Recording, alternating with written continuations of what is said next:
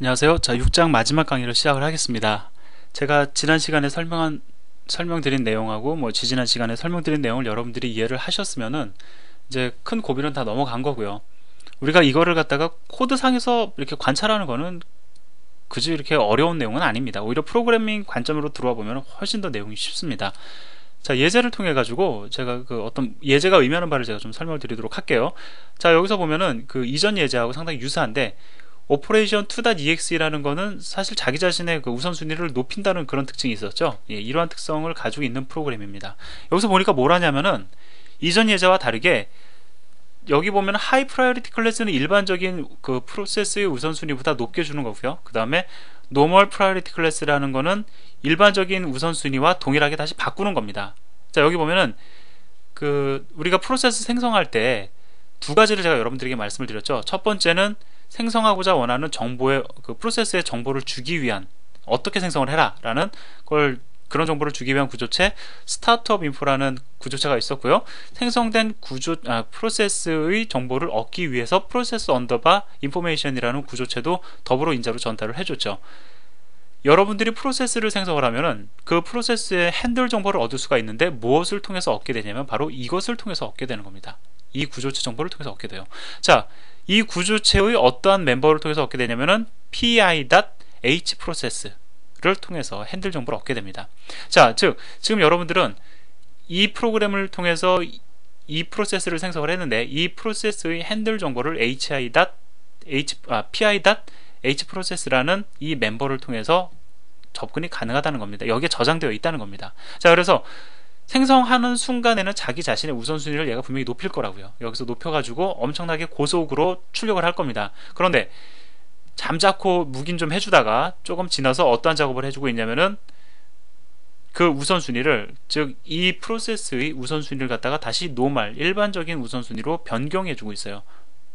다시 얘기하면은 이 프로세스가 다른 프로세스의 그 커널 오브젝트에 현재 접근하고 있는 그런 하나의 모델을 여러분들에게 보여드리고 있는 겁니다. 자, 어려운 내용은 없고 여러분들이 여기서 기억하실 거는 프로세스를 생성하고 나면은 그 해당 내가 생성한 프로세스의 핸들 정보는 무엇을 통해서 얻을 수 있다? 프로세스 언더바 인포메이션을 통해서 얻을 수 있다. 이것만 기억을 하시면 될 것 같습니다. 그거보다 중요한 게 사실은 이 예제예요. 어떤 기능이 있냐면 제가 예전에 말씀드린 거 잠깐 넘어가 보면 이 그림 자주 보죠. 커널 오브젝트의 유시지 카운트가 2가 되면은 언제 이 값이 줄어든다고요? 나는 더 이상 그 커널 오브젝트에 관심이 없다라고 선언을 하면은 얘가 줄어든다고 말씀을 드렸죠. 자, 물론 현재 지금 얘가 여기에 관심을 등록하고 있고 얘도 여기에 관심이 있어요. 둘 다 접근이 가능하다고 가정을 해봅시다. 굳이 내가 관심이 없다라고 설명 안 해도 프로세스가 종료가 되면은 운영체제는 이 커널 오브젝트의 핸들 정보를 가지고 있던 애가 종료가 됐으니까 핸들 테이블도 종료가 되죠. 핸들 테이블이 종료가 되는 게 아니라 핸들 테이블도 사라지죠. 그렇기 때문에 자연스럽게 알아서 얘를 갖다가 값을 줄여줍니다. 그건 자동적으로 일어나요. 그래서 프로세스 B 같은 경우에는 자기 자신이 종료가 되면 그와 동시에 그 유시지 카운트가 2에서 1로 바뀐 거거든요. 그런데 A 프로세스 관점에서 한번 보자고요. A 프로세스 입장에서 더 이상 나도 관심은 둘 필요가 없어요. 프로세스 B에게 종료 코드도 얻어왔고 해서 더 이상 B 프로세스의 커널 오브젝트를 두고 싶지가 않습니다. 그렇다고 해서 자기 자신이 종료될 때까지 이걸 가지고 있으면 어떤 문제가 생깁니까? 이거 유시지 카운트가 1이기 때문에 이 경우에는 얘가 계속 남아있겠죠.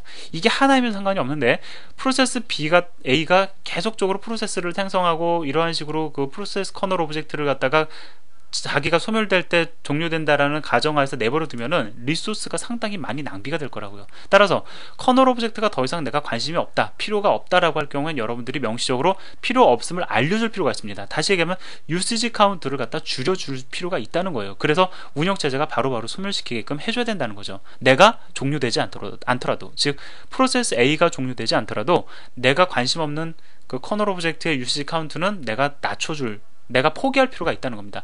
그러한 경우에 사용하는 함수가 바로 이거예요. 크로즈 핸들 함수입니다. 즉, 지금 여기서 보면은 이 예제에서는 프로세스를 생성하자마자 어떠한 일이 벌어지고 있습니까? 크로즈 핸들 함수를 호출해가지고 프로세스를 완전히 분리시켜주고 있어요. 무슨 얘기냐면은 크로즈 핸들 함수를 통해서 내가 생성한 프로세스의 핸들을 갖다가 이렇게 닫아주면 유시지 카운트가 하나 줄어들겠죠? 그렇게 되면 더 이상 얘는 얘와 완전히 별개의 프로세스가 되는 겁니다. 얘는 더 이상 여기에 접근할 수가 없어요. 크로즈핸들 함수로 호출했기 때문에. 자, 크로즈핸들 함수는 그럼 어떤 일을 한다? UCC 카운트의 값을 1로 하나 줄여준다 뿐만 아니라, 좀 더 정확히 얘기하면은 핸들 테이블에서 그 해당 핸들에 대한 정보를 삭제하는 기능을 가지고 있는 겁니다. 자, 오해하지 마셔야 될 게, 크로즈핸들 함수가 그 해당 대상을 갖다가 종료시키는 함수가 아니라 커널 오브젝트의 UCC 카운트 하나 줄여주고 핸들 테이블에 등록된 핸들 정보 소멸시키는 작업을 한다. 여기까지 여러분들이 기억을 하시기 바랍니다. 자, 여기까지 해가지고 상당히 어려운 내용이고, 제가 설명드리기 어려운 내용이고 중요한 내용이었습니다. 마무리 짓고요. 다음 시간에 또 7장 강의 진행을 하도록 하겠습니다. 감사합니다.